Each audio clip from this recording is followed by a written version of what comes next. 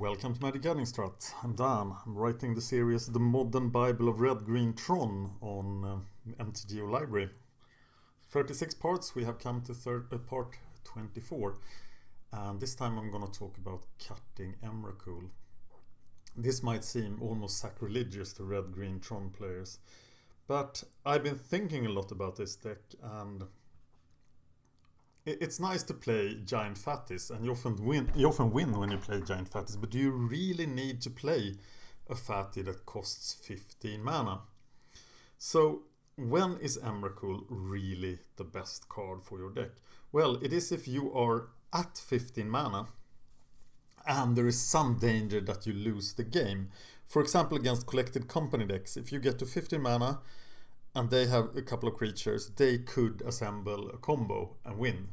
So you need to end the game right there. And that's what Emrakul does.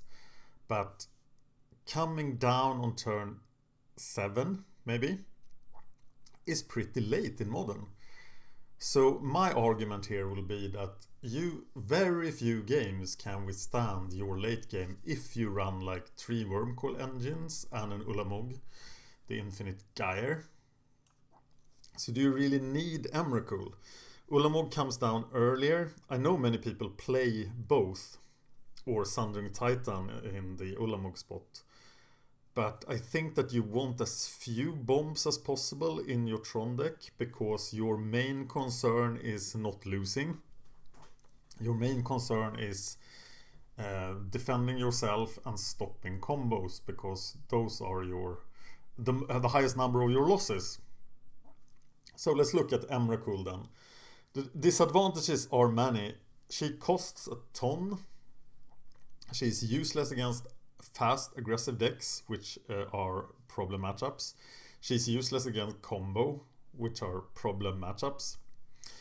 And her advantages then is that she's very powerful against control, but control is not a big factor. Pure control decks almost doesn't exist in Modern at this point. It's just American control, white, blue, red. And they actually have a lot of problems with Eye of Ugin searching up all of the creatures. They won't be able to path to exile 1 Ulamog and 3 Wormcoil engines. So maybe they can deal with them, but this is just the best matchup for Emrakul.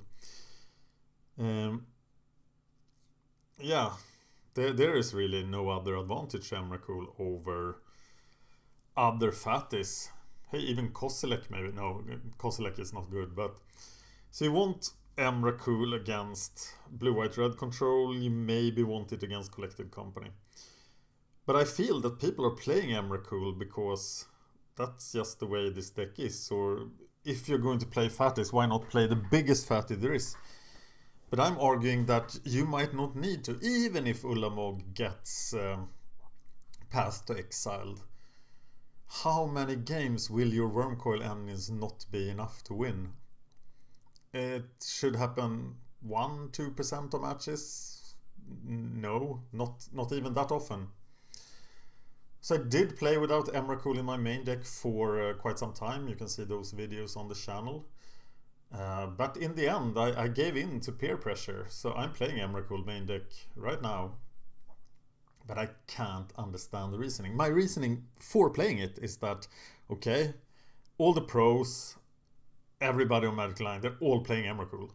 You see very few people cutting Emrakul.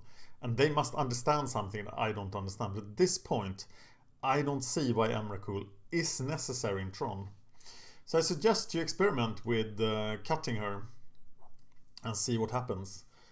Because, yeah, your late game is so powerful anyway without her.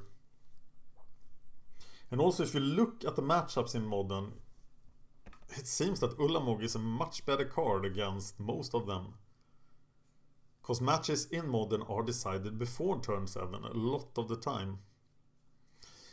So I think my main point here is then a suggestion just to try this. Cut Emrakul, see what happens. And please, in the comments below, tell me the problems why you miss Emrakul. Of course, you never cut Emrakul completely for these two matchups, if nothing else. you have Emrakul in your sideboard. I have not seen anyone cutting Emrakul from the sideboard. So yeah, try it out. Tell me what's wrong with this idea, because I can't really see it. Thank you for watching.